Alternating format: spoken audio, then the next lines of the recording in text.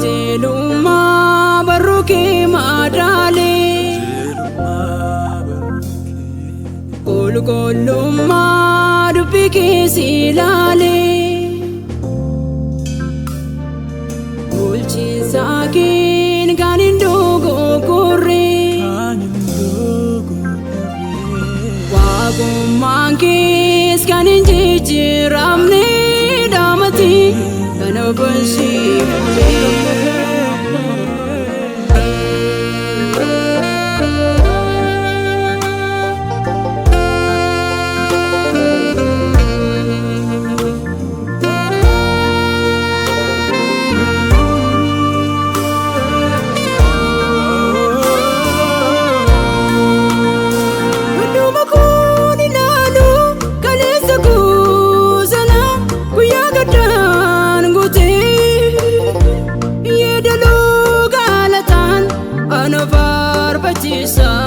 Sidaan saadabate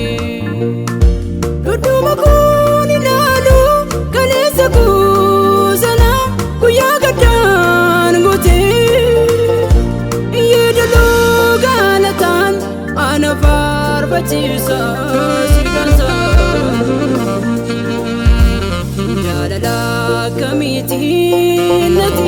na jaallatte jaalala akkamiitiin na jaallatte dhangaggaafan barartii lubbuun koo na mararsiifata si marartii lubbuun koo na mararsiifata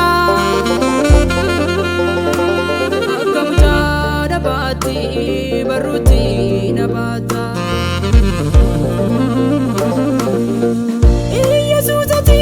dandura koo sagalamaati Yesuusati mana koo burii sagalgalaati Yesuusati sidaatu tuni gadisa kooti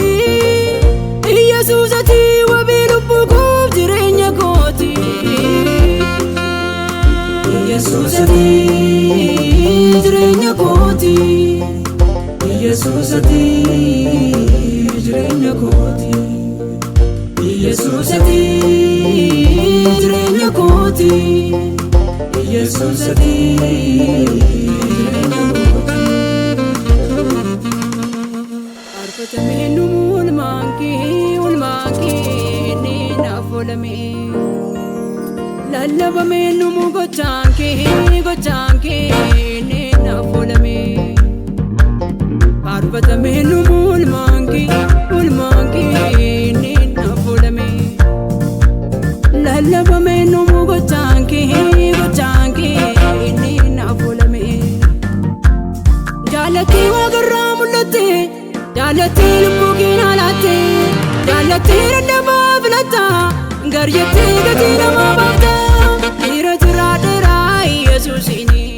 jira jiraadheeraa Yesuusini jireenya gadheera jira jiraadheeraa Yesuusini jira jiraadheeraa Yesuusini jireenya gadheera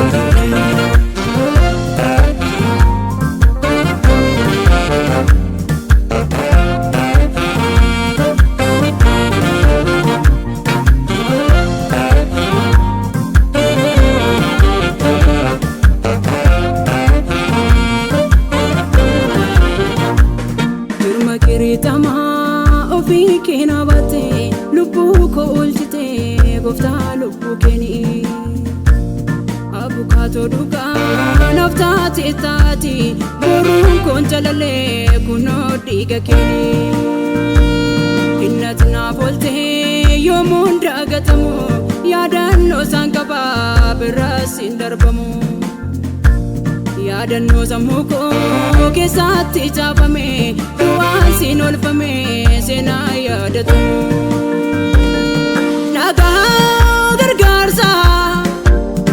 dhagaa gargaarsa jedhee si weeddisa